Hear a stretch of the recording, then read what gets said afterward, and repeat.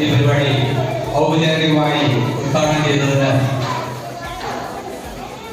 കല്ലിക്കുഴി പഞ്ചായത്തിലെ മുൻ police sub ഇൻസ്പെക്ടറും അതുപോലെ കല്ലിക്കുഴി പഞ്ചായത്തിലെ സാംസ്കാരിക പരിപാടികളിൽ നിറഞ്ഞു പ്രവർത്തിക്കുന്ന ബഹുമാനായ ജോർജ് സാറിനെ ആദരപൂർവ്വം ക്ഷണിക്കുകയാണ്.